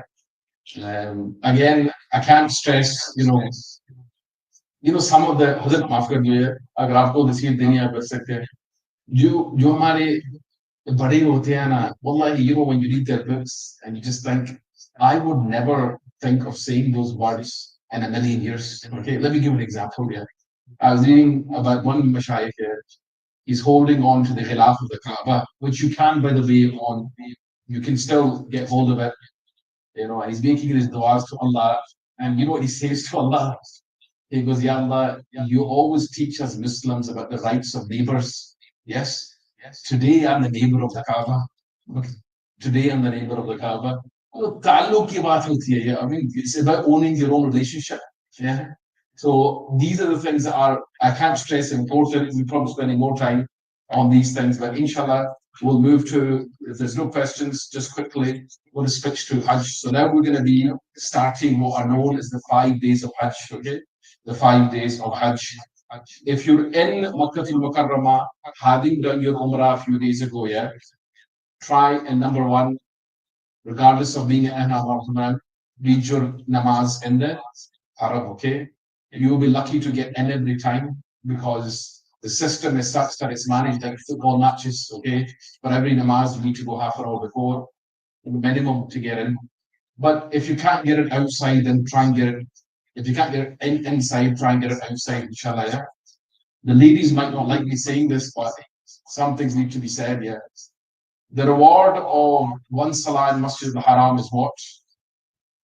100,000, yeah. Some narrations actually mention 1 million. Yes. Jamaat namaz reward is for who? Males or females? Okay. So the females will get their 100,000 even if they prayed in the hotel room. Okay. I just need to be crystal clear and categorically clear on this matter here. Because sometimes when you've got family and you need somebody to stay behind there, Allah Pak's treated this nizam for a reason. Okay. It's not absolutely imperative that the women also have to make it for Jamaat time yet. Because I mean, we want everybody to benefit, but it's about doing what's going to give you the most reward, inshallah. Yeah. So try and facilitate the males to be in a habit of making every single namaz. Yeah. If I was one of the sisters and the husband being a bit lazy, kick him out. So you know what? I spent £10,000 for Hajj. Yeah. Lad, so you know what? Go for your Jamaat namaz. You have to say, you know, your domestic abuse and reverse. And you create this chemistry between you and your group. Okay, the kitabs also mention this, that you have a group that encourages you to do a'mal, yeah. You know what, Chalo, let's go for namaz, don't worry, we're in here. Or Chalo, let's do another tawaf. Don't worry if it's going to take 2 hours, I'll do it with you. Okay? Is tarah ke log jo hai na, they help you do more, okay? See the ways to say, you know what, let's go to P4, P3, then we know what the words mean. Write it down about P4, P3, one day you'll understand what that means to you. There's no point putting other things in your head. So this is the type, and according to the position of Hazrat Sheikh Mawlana Muhammad Zakaria Saab Khandali Rahmatullahi and his book Al-Juz fi Hajj al-Wada, he also mentions that there are narrations to suggest that Nabi Kareem sallallahu alaihi wasallam would do extra tawafs whilst he's in Makkah Sharif, okay? So after Jamaat Namaz, tawafs are the most virtuous act, okay? If you choose to do another Umrah, a local Umrah via Masjid Ta'eel, that's fine too. But remember what Mawlana mentioned yesterday, Mawlana Rashid Saab, about preserving energy. There's a lot of wisdom in that, okay? There's a lot of wisdom in that. Maybe try and do a tawaf a day, okay? So coming on to Hazrat Mama, anything else to say? We're going to start Hajj. Preparation, 5 days of us what to take picture. Oh, yeah. Yeah. So, yes, I can just flip forward. We've done this to death on that. Yeah. Just very quickly. Yeah. Go back once. First of all, I'm just going to mention some tips about what to take, what not to take. I'm going to keep coming back to this slide, okay? This is an overview of Hajj. Next, Brother Mama's got some tips on what to take, what not to take. Okay, some of it's very important. Other of it, to be honest, if you're on these, I'm not on the one of Suhail's groups. Yeah, the amount of time and chatter, this cream, this blanket, that blanket, take it. Yeah. Take one for family, and then Salam can start after Maghrib as well. Take one for, if there's not enough, let me know, I'll do some more copies tomorrow. Also, those who come today, they can take a copy of Labbaik and Salatul Salam and some 7 beast tasbihs as well for Tawaf. It's already on the program as well, isn't it? Yeah. This list, I think. Yes, just go through the list what you think you're going to need is an essential, and don't worry too much about. You can buy everything in the Haram Sharif, yeah. Okay, during Hajj time, stocks might be there, but if you need something, you'll be able to get it. And remember mindset. Okay, if I go to Fazal Mama's house for a dawat, Fazal Mama, I've never had a dawat at your house. Am I worried about what is there going to be food? Am I worried about is there going to be water? You guys are going as Durufur Rahman, you're the guests of Allah subhanahu wa ta'ala, yeah? Do you not think Allah subhanahu wa ta'ala, these are insan, Fazal Mama can mess out a mojito or two. Allah Pak's our creator, inshallah, yeah? And if there's something is missing, okay, if something goes wrong, somebody steals your paracetamol, take it, then take it with a smile on your face. Take it, the mindset, Allah Pak's testing me to maximize my reward. Okay, inshallah. And then, you know, medicines are very expensive in Saudi. I just bought some that they're ridiculous. So take your medicines with you. That's one time. Make sure that you take with you. You can still get medicines there. And then any medics here? Dr. Saab, just pretend to be one when you're there. It's the fastest way to get farm walk-in. I shouldn't really say English because they changed the laws now. It has to go POM, prescription only medicine. But to get hold of a GP is a nightmare. Okay.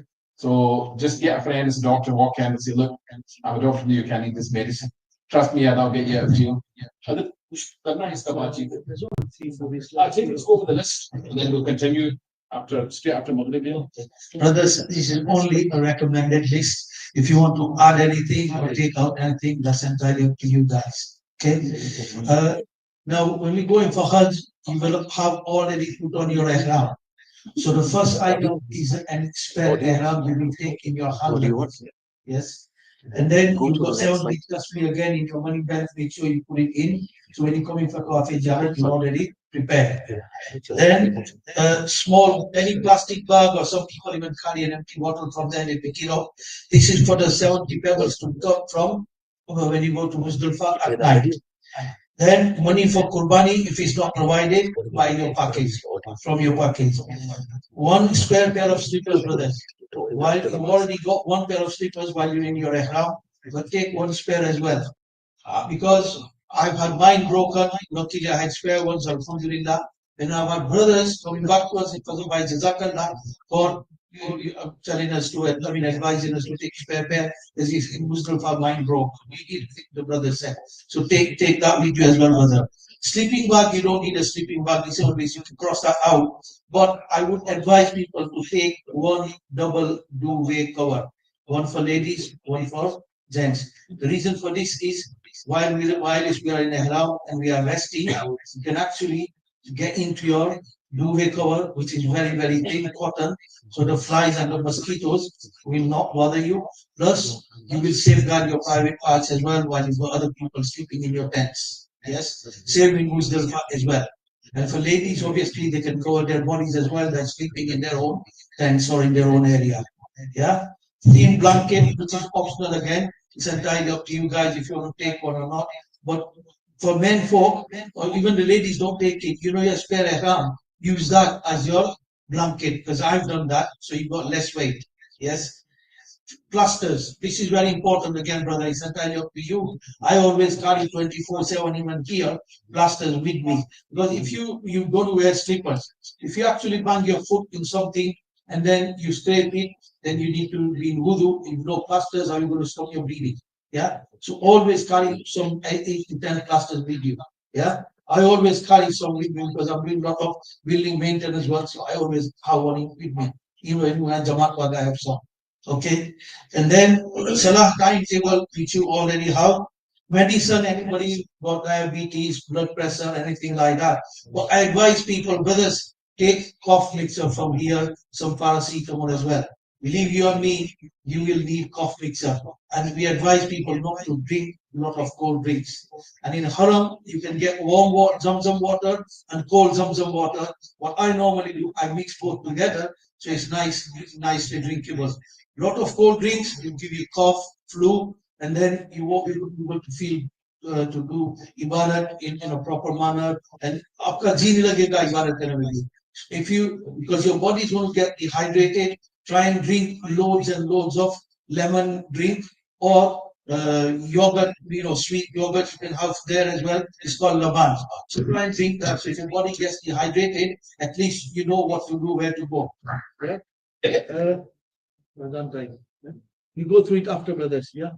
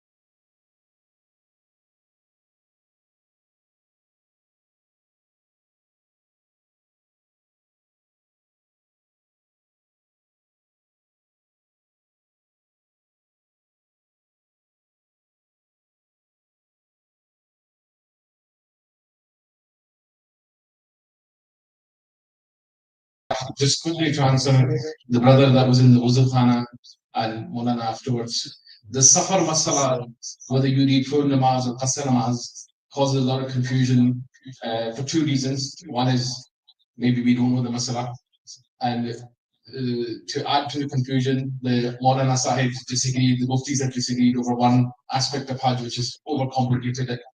So generally speaking, if you're traveling 40 miles, some people say 52, some people say 55, but whatever it is, if you're traveling the distance of Safar, the minute you leave that time, you will be praying Safar namaz until you make intention that you're staying in any place for 15 days. Okay, there's no need to get OCD over how you work at 15 days. No, the time when you get there, add on 15 times 24. That's 15 days. The issue that we have, majority of you will be musafir. If you ask me or Mawlana Rashid Saab will say 99.9% of you will probably be musafir. What's causing the issue is the day you leave for Mina. Okay, some ulama count Mina as a separate location. Okay, which has always been, which is the fatwa that I follow. I think Mawlana Rashid Saab follows yet. Therefore, you are now leaving Makkah to go to Mina, whereas some ulama argue that it's now become part of the city. Okay, so Makkah and Mina your days should be counted together. So very, very simply put, okay, it's up to you. My respect, obviously, it's even my own teachers differ on this, okay? Whichever opinion you want to follow, that's fine, alhamdulillah, yeah? But in terms of what we're teaching is that if you're probably not going to be in Makkah Sharif for 15 days before you leave for Mina, which means you will probably be in Musafir, in Medina Munawwara, in Makkah Mukarramah, in Mina, in Muzdalifah, all the way throughout Hajj, okay? Which makes things a lot easier. One masala. Second masala, Fazal Mama was mentioning, yes, somebody asked, uncovering the right shoulder, you do that for 7 rounds during tawaf, unless it's namaz time when you cover it up. In the olden days, you'd always have an Uncle G in the haram telling you off why you got your. Nowadays, even that's gone, they don't tell you off on anything. But cover it up during Salah time, or you can uncover for 7. The Ramal, the march like walking, that's only for 3 rounds. Therefore, that means during Safa and Marwa, you will not be uncovering your shoulder. That's only a sunnah for tawaf. But if I ask Mawlana Rashid Saab, he's going to now go through his 5 days of Hajj, which is actually quite good. Because the mom wants to add anything else. Yeah. We were on number 9, brothers, plasters, the his list. Yeah. Then you take plasters with you, medicine, if you need regular medicine for diabetes, blood pressure, and so on. Salah timetable, take that, it's very important. Just, write it on a piece of paper or whatever. Then take a Quran with you. One of the elderly brothers already asked, can I take Quran with me in my hand luggage? Yes, put it in a separate pocket if you got one in your hand luggage, so you're not doing BNB on it. Then Musalla or a Haji mark. I say don't take a Musalla with you, take a Haji mark. It's about 10-15 years. Gujarati mein Hadri kaise. It's foldable, it's so easy and so light. And you can use it anywhere. You can use it to have your food on it. You can sleep on it. You can pray a salah on it. It's very, very handy, brothers, and it's very light. Yes. Okay, so you can buy it from Makkah or Medina. But if you come in from Medina direct for Hajj, then you can buy it from Medina. Then one umbrella each person for your ladies and for yourself as well. This is a must, brothers. Get up, because sometimes what happens when you in Arafat, yeah, Mina now is 5-star, 7-star. Before they used to have tents, and sometimes when it was sun, the tents were open and the sunshine was right above your head, and it was hot. So what I used to do, I used to open the umbrella, put it on top, but tie it with a rope, especially when you're in Arafat. Yeah, otherwise it's going to fly off in the wind. So I used to tie it with a rope as well. Okay, so take one each umbrella. Just take a small hand towel, like a 1 meter wide. Don't take two big towels. Okay, and toilet roll. If you need any toilet rolls, then sign up to you. Vaseline, again, this is a must while you're in Ihram. You can put Vaseline on, because once you get a skin rash, brother, while you walk in or in sweating, then it becomes very, very uncomfortable. Our chunks of skin come out. It was very uncomfortable. Luckily, Mufti Saab was with us from Blackburn, and I had Vaseline with me first time. But I asked him, I said, can you put it on? This was I think, in Arafat. And he said, yes, you can't put it on while you're in Ihram. Okay, so take Vaseline with you. Non-breakable plastic glass. This is for men folk. Is very, very important, brothers. If you want to do wudu while you're going pelting the Satan or while you're in Arafat or somewhere, you have to lift your legs up, brother, to do your wudu. Yes, and sometimes your private parts are exposed. So what I normally do, I just catch it in a glass of water, keep my feet on the ground, and then wash your feet with a glass of water and do your finish your wudu like this. For ladies, it's okay because they have their own separate wudu khana. Okay. Now, one pair of scissors. This is for the ladies. So when they finish their what do you call it, kurbani, while you're in Mina, then at least you can cut your scissors there and you're out all the way around. So until both of you, husband and wife, have done the tawaf jarat, husband and wife is not legal on each other. Four socket extension lead, or you can take your own battery charger for your mobile phone. As Mawlana mentioned, try and keep your mobile phone switched off.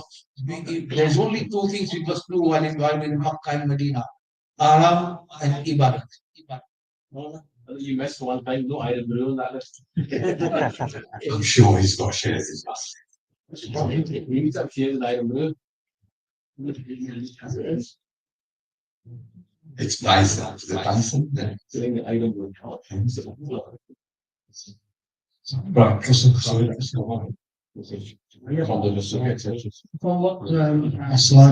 From what Asmar said, power banks are very important nowadays because you'll be moving around.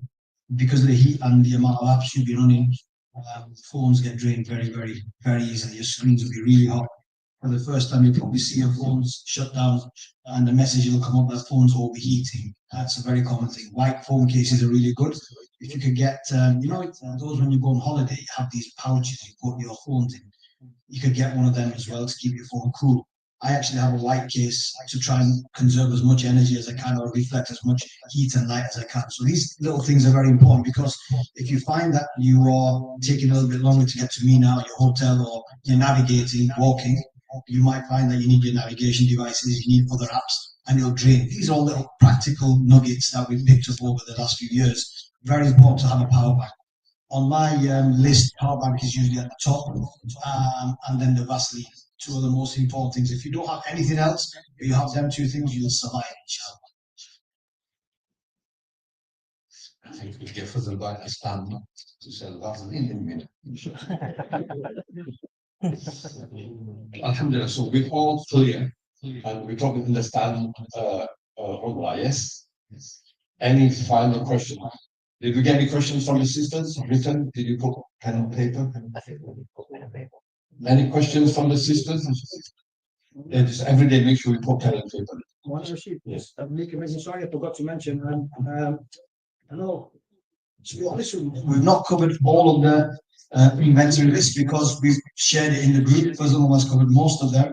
You'll probably see on the list as well. But energy tablets and salt tablets, these are very, very important. Amongst the most important things because we might not eat all day and you'll be sweating a lot. You'll be drinking a lot of water. You're drinking a lot of water, so you'll sweat quite a lot as well. You'll actually feel it for the first time. A lot of you who are not used to walking in the heat, that when you're sweating, the residue will stick to your skin. So if you were to taste it, all you'll taste is salt. So what we're saying here, your body will lose all the salt, a lot of the salt. For that reason, you'll get cramp, and you'll get cramp very, very easily. Mainly the calves and the thighs. They'll literally just lock up, and you'll just have to sit down on the side. When you sit down on the side, you'll be sitting down in the heat as well. So these little things are very, very important. Over the next few weeks, amongst the channels, we'll post these little bits and bats. But do remember, these little things are very, very important. If you find that your sugars get low very, very easily and you go into a hypo, glucose tablets are very, very good. In the same way, it's usually quite good to carry sweets with you as well.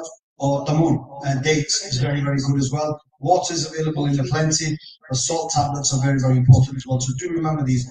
All this pharmaceutical and medical advice will gradually fill up over the coming weeks in the group. So I do bear these little things in mind, inshallah.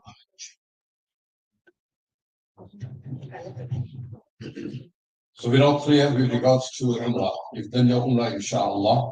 Any questions regarding Umrah? Final opportunity. Keegan? One. 2 rakats after tawaf. Is it wajib even after nothing tawaf? So even after Nafal Tawaf, it is wajib to pray 2 rakats. Yeah? But by nature, it's like Nafal, but you have to pray.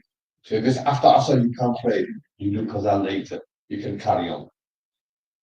So whilst you're in Makkah now, so some of you might go to Medina after your Umrah. Is there anybody doing Umrah and then going to Medina? So some of you will be going early Makkah, doing your Umrah and staying in Makkah for a few days before Hajj. Anybody doing that? Yes. So once you're there, then you can do as many Nafal Tawafs as you want. But Nafal Tawaf, you don't need Ihram. Yeah. And they do let you go for Tawaf, don't they? Without that. Yeah. So they will let you go for Tawaf. Until after Hajj, up to 10 days, the mataf will be open with normal clothes because people will be doing tawaf ifadah, tawaf ziyarah, and especially those who delayed the tawaf ziyarah, they'll be using that time. So if you're going to be staying in Azizia in Makkah after Hajj, it's the best time to get your tawaf in. But before Hajj is when they allow Tawaf, don't they? No, not without only in Ihram. So before Hajj, they only allow Umrah. And if you don't have an Ihram, they don't let you go into the mataf. Yes, is that clear? And that happens throughout the entire year. Throughout the entire year, they only let you go into the mataf area if you have ihram. So they give priority to people who are doing umrah. Is that clear?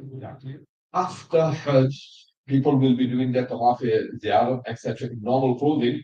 After Hajj, for a few days, they allow people to go in the mataf or with the normal clothing, and it will be quite easy. Yeah? But once you're in Makkah, once you've done your Umrah, you can have a rest for a day or two. If you're younger, then maybe less. You can do another Umrah. Yeah? And for another Umrah, you put on your Ihram in your hotel and you go to Masjid Aisha. Then you pray 2 rakats, you start Labbaik, and you come and do your Umrah. Yeah? And that, if you're there for say like a week, you do your first Umrah, have a day's rest, and you can do one every other day, a break 2 days before Hajj, start getting ready for it. Is that clear? First of all, is it just 7 circuits? Yeah. So basically, before Hajj, you won't be doing Nafal Tawaf. It's only after Hajj for a limited period, for a few days. That you obviously need wuzu, but no ihram. You just go to the Aswad, start your Tawaf, just like we explained, and then 2 rakats. You have to pray that. If it's Makruh time, you pray later, and that's Tawaf done. There's no Sa'i as well. Obviously, you don't have ihram in a Nafal Tawaf. You only have ihram in it. Yeah, you won't have ihram, so you won't be doing Ramal and Istiba. In the normal clothes, with wudu, go, start your Tawaf. All 7 will be the same.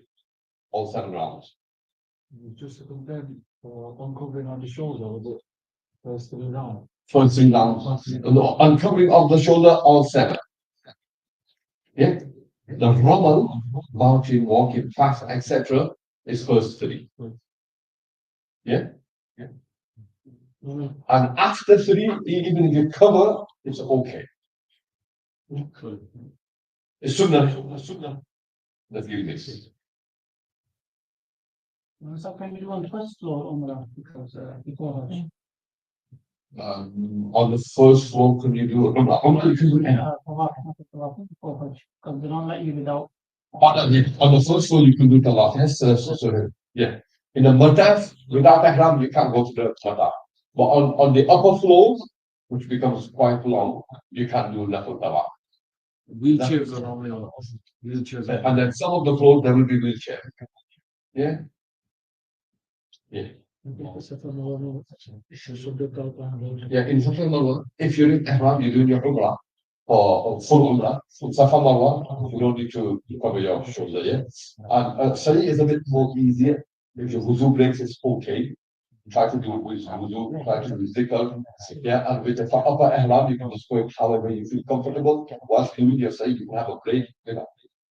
Not a lengthy break, but you can go drink some of the sit, rest, and carry on, etc. Yeah. Yes. Some people are putting ihram without umrah. They're just putting ihram for tawaf, and different ulama have different raya about it. Yeah.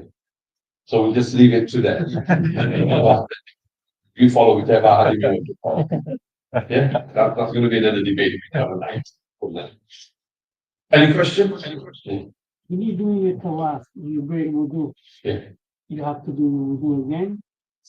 So to keep it easy and simple, if you do it tawaf, yeah, for your umrah. Say for example, if it's a nafal tawaf, you break it, you just go on tawaf and restart again. It's easy. Yeah. But say for example, it is your tawaf, your tawaf ifada, your tawaf ziyarat. And tawaf ziyarat is very big, very congested, very busy. Yeah. In tawaf ziyarat, if you've done majority, if you've done 4 circuits, you can go do wuzu and carry on.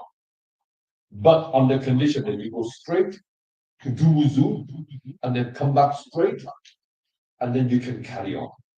You can't break your wuzu, go to the hotel, have a nap, eat, and then come on. It has to be connected. Yeah. Sorry. Same thing with the Hajj. So this is, I'm talking about the main Hajj tawaf. In that tawaf, it will take you like about 1.5 to 2 hours, maybe. It'll be very busy. Yeah, and it'll be absolutely jam-packed about that area. And every round takes a lot of time. Yeah. So if in midway through, if you break your wudu, then you start again. And so to make it easier, there is that flexibility. If you've done most of your tawaf, 4 circuits, and you break your wudu, you can go in, and now inside the haram you can do wudu. There's an area inside the masjid. You can just go there, do wudu, and finish off your tawaf.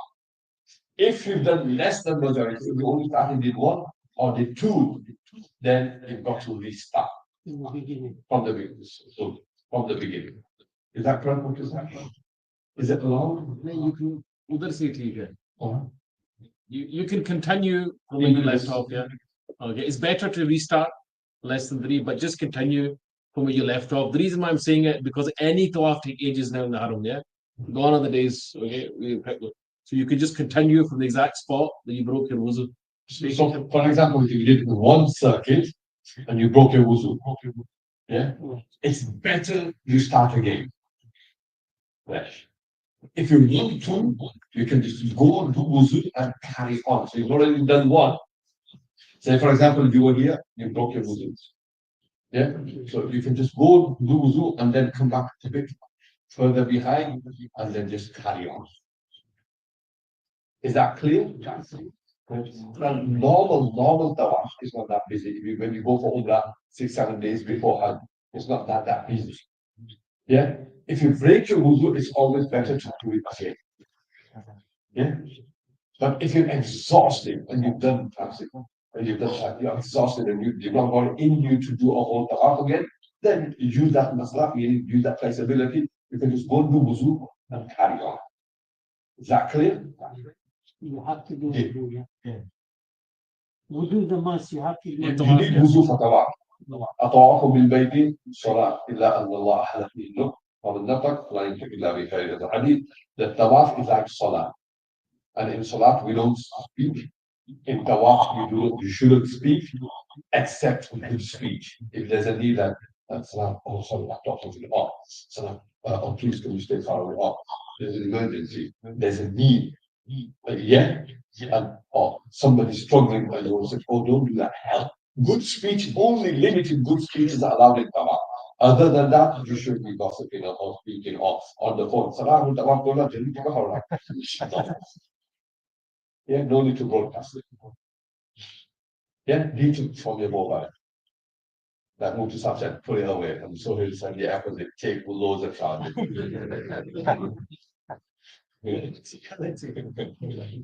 Yes. Touch the wrong way. Can you change your intention to come to Salat that you are down with the Before, can you change what is that you have to answer it? Yeah, and if I get the answer to that one, they're all going to get confused. Stick with the tamattu and I'll speak to you private. Can you ask that private? Yeah. Well, can you change your intention? Just one part around Kiran and the one change it and yeah. So if anybody has those very complicated masala, etc., ask it in private. Yeah, anybody wants to make it difficult for themselves, not say beautiful. Yeah, just ask. We'll try to make it easier for you. We're going to move on now. We've got 15 minutes, inshallah. Okay. The 5 days of Hajj. So you've done your Umrah. Some of you will be in Makkah, and some of you might be putting your ihram from Medina for Hajj, maybe. Yes? Because you'll be coming maybe the last night. So wherever you put in your ihram, if you're in Makkah, you've already done your Umrah. So in your hotel, just put on the sheet on the night before, the day before. Yeah, and then you go to Masjid al-Haram, you pray in Kaaba, you pray 2 rakats of your ihram, you make your dua, and you pray your labbaik. Yeah? Now, 7th of Dhul Hijjah is the day before, the 5 days of Hajj. 8, 9, 10, 11, 12. So before the 5 days of Hajj, on 7th of Dhul Hijjah, during the day, you might have to do that. Your group, your muallim will tell you basically that at night, 11 o'clock, 12 o'clock, the night after the 7th of Dhul Hijjah. Islamically, 8th of Dhul Hijjah starts after Maghrib, yes? So 7th of Dhul Hijjah. Say, for example, 7th of Dhul Hijjah is, say, Tuesday. I think there's a chance of it being Wednesday this year. Yeah, and Juma will be, might be Arafah. Say that. So, say, for example, Wednesday is 7th of Dhul Hijjah. Wednesday is 7th of Dhul Hijjah. Yeah. On the 7th of Dhul Hijjah, your Mu'allim will tell you that tonight, 11 o'clock, 12 o'clock, or 1 o'clock, we're taking you from Makkah into Mina. Some of you might be in Aziziyah, and they will tell you we're going to take you 1 o'clock, 2 o'clock to the 10th. From Aziziyah, it'll be quite easy. And an early night, before Fajr, even from Makkah, it will be quite easy. But whatever time is given to you, you stick to it. What you have to understand is, you might have somebody in the group, or you might read it in the kitab that you should pray Fajr in Masjid al-Haram, and then you should go to Mina after Fajr. That's what the Prophet ﷺ did. That's the Sunnah way. Yeah. But now with 3 million and more people, we all have a collective responsibility that everything runs smooth and safely for everybody. Taking that into consideration, the government, the Masla, the service providers, etc., they plan it. That these people need to, you go early. If everybody leaves after Fajr, it's just going to be difficult. So if you guys, Europa, the British Hajj, you 1 o'clock, 2 o'clock, 3 o'clock, and they'll allocate the times. So although it is Sunnah in the Kitab written, we wanted to do that. We made the intention of doing it as close to Sunnah as possible. But if the instructions from the high authority to do that, we will still get the reward. Yes, and it's important, and some aspect of it is for us. We have to, for safety and security reasons, to protect people, that we have to follow those instructions. Then that takes preference over Sunnah. Yeah, safety, security takes preference over Sunnah. It's for us to protect yourself and others. So then you follow those instructions. Is that clear? If you come in from Medina, in your hotel, you put on the ihram for Hajj, say for example, you tend to do just Hajj only, or Kiran, or Tamattu, whatever, and then your Mu'allim will tell you if you're going to stop at Dhul Hulayfa, where the miqat is, or not. If not, then you do your labbaik, etc., everything from Masjid al-Nabawi. If you're going to stop, then you have the option that when you get there, you pray 2 rakats and you pray labbaik from there. So just on the outskirts of Medina, Masjid al-Hulayfa, Bir Ali, you can start your labbaik from there. Hopefully your group and your group guide will instruct you. Those in Makkah, hotel, ihram, come to Masjid Haram, namaz, and labbaik. Yeah. During the day you do that, or maybe even later, or maybe you do that after Isha, if you've been allocated a time of 11 o'clock, 12 o'clock, 1 o'clock, and then you just go to your hotel and rest and wait. Yeah. Your ihram for Hajj is just like the ihram for Umrah. Same 2 pieces of same restrictions, etc., etc. Just the intention that's different. Are we all clear? Do you have a rough idea where and when you will put on your ihram? Yeah, this is 7th Dhul Hijjah where you will start get ready for inshallah to go for Hajj. You might reach Hajj, so Mina, 1 o'clock, 2 o'clock, or before Fajr. It might be empty, and it's so, just reserve yourself a good spot, spacious place, etc. And then you pray Fajr there, and then you'll have a rest. They might say, we'll pick you up at 11, they might come at 2, they might come at 3, it's quite normal, but you're just going to have to wait. Yeah? Whenever you get there, whatever the amount, just pray that there. In Mina, it's sunnah to pray Zawr, Asr, Maghrib, Isha, and Fajr on the night. Now, this first day you will be spending in Mina. It will be quite an easy day. You don't have much to do in terms of arkan, etc. The whole purpose of Mina is now to leave the city, the hustle bustle of Makkah, mentally, psychologically, physically, etc. Get yourself ready for the main day of Hajj, which is the day after the 9th of this Hijjah. The journey will be 10-15 minutes, if it's easier, 5-10 minutes. Yeah, it could possibly be you might even leave after Fajr, and it'll be more busy.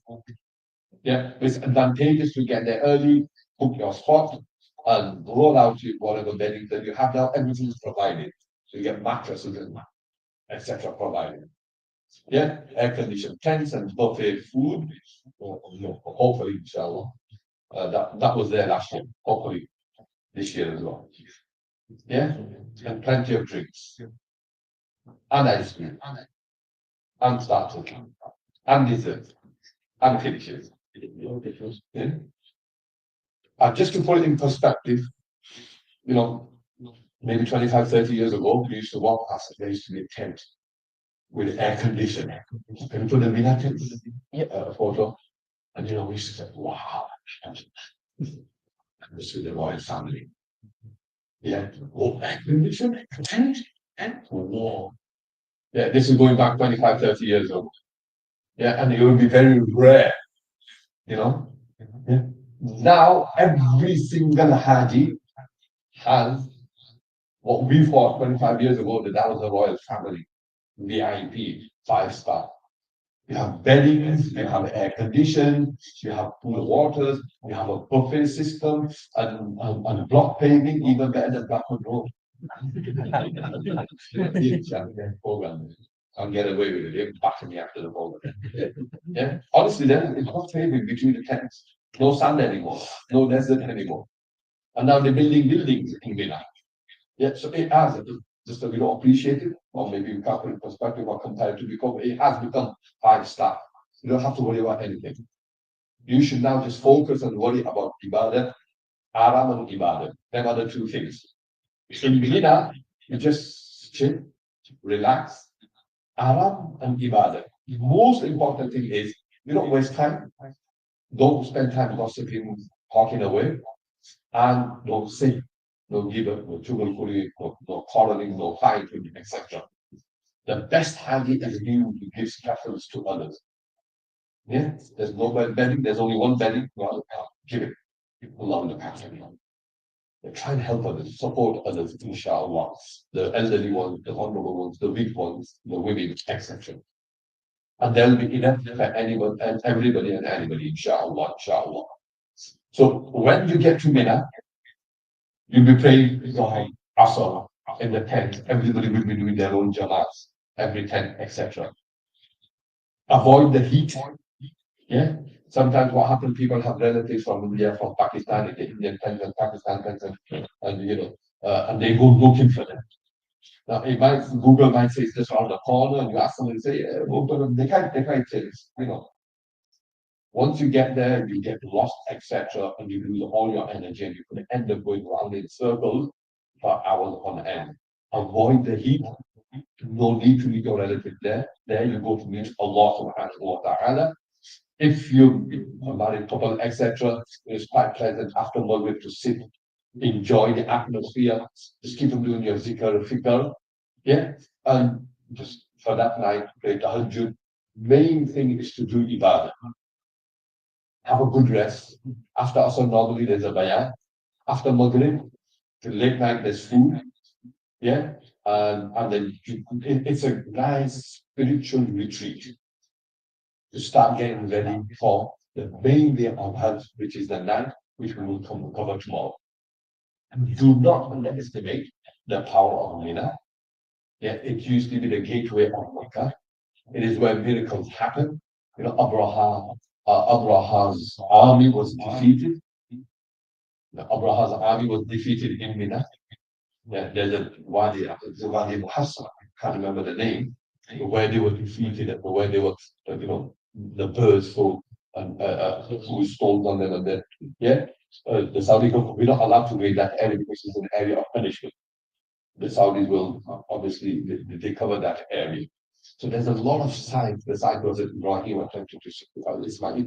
There's a lot of great deeds and ibadah that have happened. Yeah, the sacrifice of Ismail in Mina. Yeah. So this is the place of miracle. This is the place of sacrifice. This is the place of ibadah. This is where the Anbiya stayed. This is where the Prophet stayed and did ibadah and prayed for the ummah. Yeah. So do not underestimate Mina before Hajj and after Hajj. तो पहला दिन हमारा हज का 8वें दिन की पूजा मीना के अंदर इंशाल्लाह हम रहेंगे।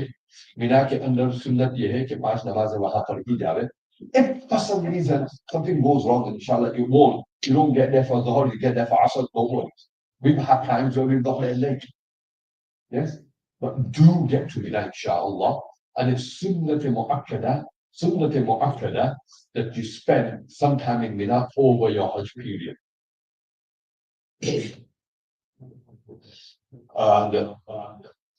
पहला दिन यानी 8वें दिन हिज्जा 5 नमाजें ज़ोहर असर मगरिब इशा और 9वीं की फजर हम इंशाअल्लाह मीना के अंदर पढ़ेंगे। मीना के अंदर एहराम बांध करके हम पहुंचेंगे। मीना के अंदर खास कीजिए वहां आराम करें और इबादत करें। सूरज की धूप वगैरह से दूर रहे।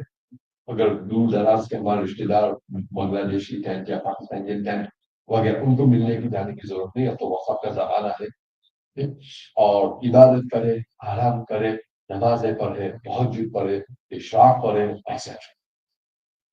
आप या तो एहराम हज का या तो होटल से मक्का में, अगर आप मक्के से सीधे हज में जा रहे हैं तो होटल के अंदर एहराम बांध लेंगे, मस्जिद हराम के अंदर जाएंगे, एहराम की 2 रकात पढ़ करके दुआ करके इंशाअल्लाह तकबीर पढ़ लेंगे। आपको मौलिम आपका ग्रुप जो होगा वो आपको बता देगा कि 7वीं को मगरिब के बाद 10 बजे, 11 बजे, 12 बजे, 1 बजे, 2 बजे कोच आएगी और आपको ले जाएगी। फजर से पहले 15-20 मिनट लगती है मीना पहुंचना। अगर आप फजर के बाद गए तो जरा भीड़ और इज़्तिहाम को इसकी वजह से जरा ज्यादा 20-25 से आधा घंटा लग जाता है।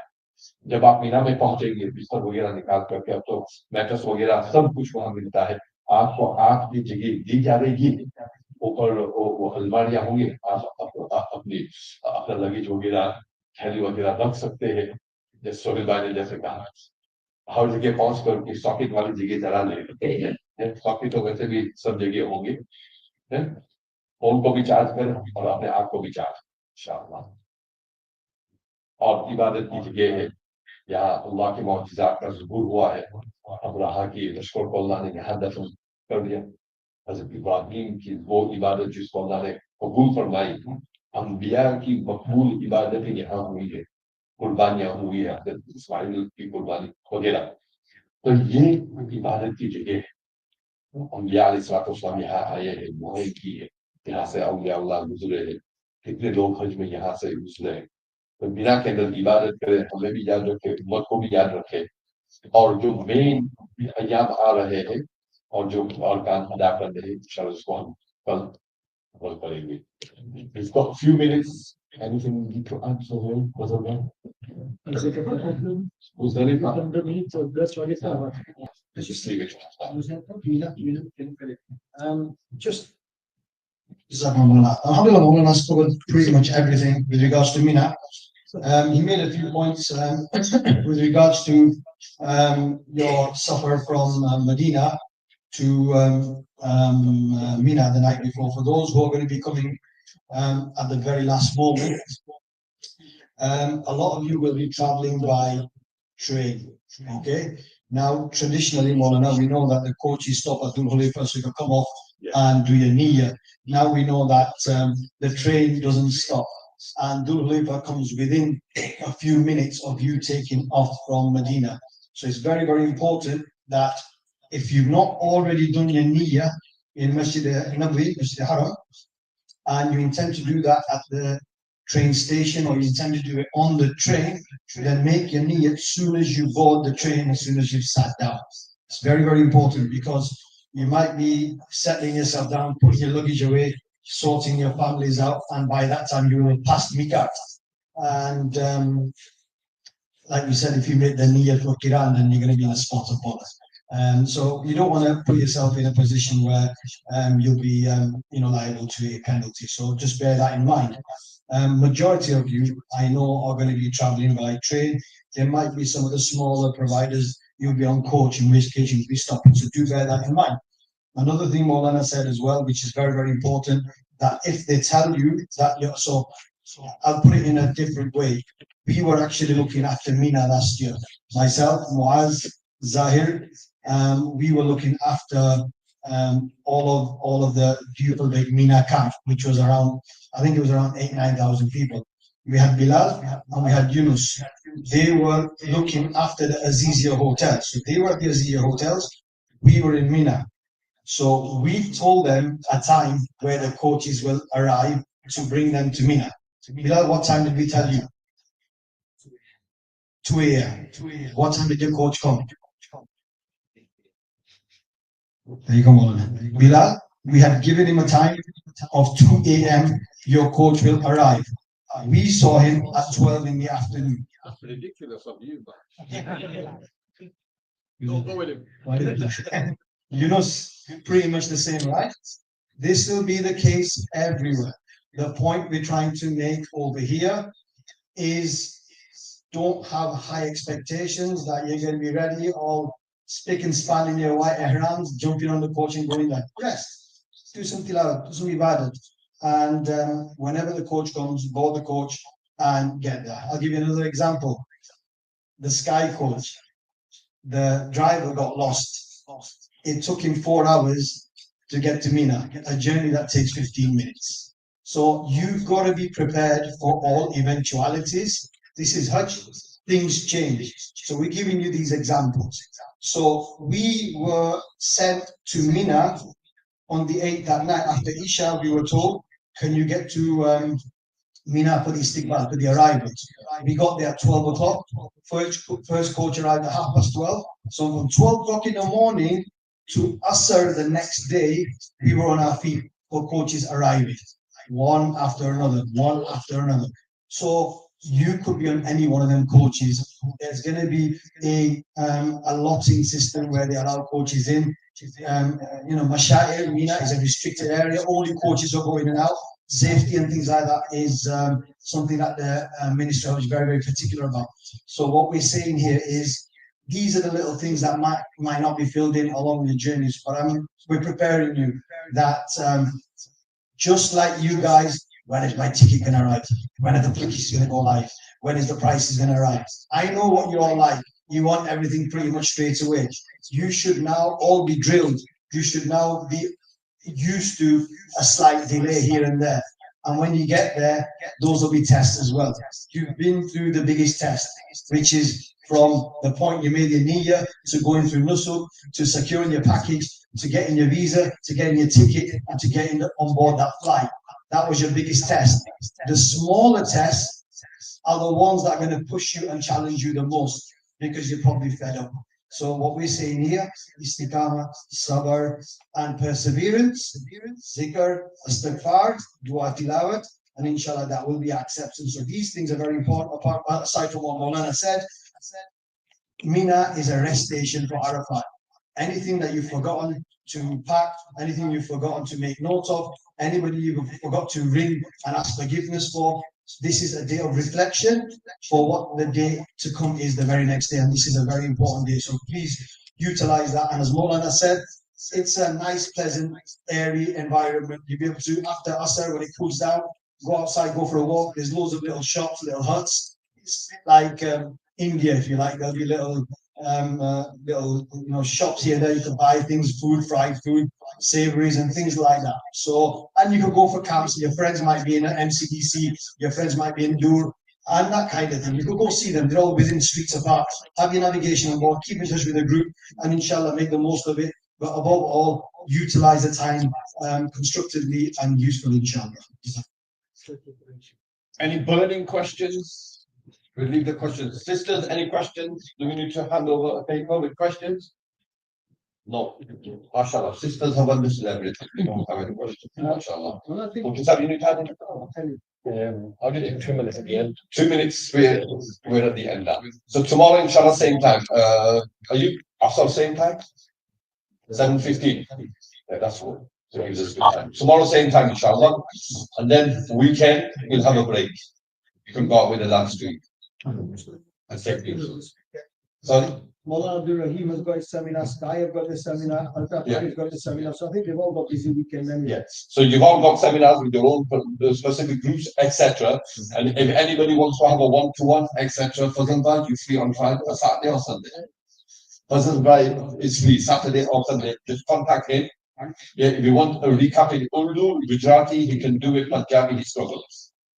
Last a few minutes with Mufti Saab and then we finish, inshallah. Yes, I think you guys might remember yesterday from my life lessons from Hajj. And somebody asked Umar radiallahu ta'ala anhu, yeah, why do we bother with Ramal when Nabi Kareem Sallallahu is not with us anymore? Any of those mushrikeen are not here. You get the question? Why do we bother marching? Okay. As Umar radiallahu ta'ala anhu replied, it was, we will keep this because it's the Sunnah of Nabi Kareem Sallallahu, not least because it reminds me of the struggles that Nabi Kareem Sallallahu did for us. Okay. So today is Thursday, yes. There is an extra virtue, there's an extra reward on praying the Durood Sharif. Okay. So inshallah, if you happen to be on Hajj, these things don't go away. Okay. Mawlana Rashid Saab graduated from Darul Bari. I myself came a lot later than he did. But I remember being on a Thursday night on the front step, and I got there a bit early, and I said to one of the kids, he must have been about 10, 11 years old. He was sitting there with tasbih in his hand. So I just said to him jokingly, what are you reading? He goes, I'm doing tasbih. I goes, what, how much are you doing? He goes, I'm praying 1,000 Durood Sharif. Yes. Then I asked him, is it because it's Thursday night? He goes, no, I do it every day in my life. Mashallah, this is what I'm trying to say, that you have these people in your community. Culturing piety is something that we should all be part of. Or now, if you want to up the antics, as I want to use of Danvi, my grandparents are from India, near the village near Ludhiana. Yeah. They say he used to recite 50,000 Durood Sharif on one day. So, we start somewhere, we start small. Okay. Inshallah, and remember that we don't have time because we could go into so much history about every part of Hajj and what Nabi Kareem Sallallahu said. There's lots of seminars, I'm sure you'll have snippets. I just wanted to share that small point so that inshallah we can take that away with us.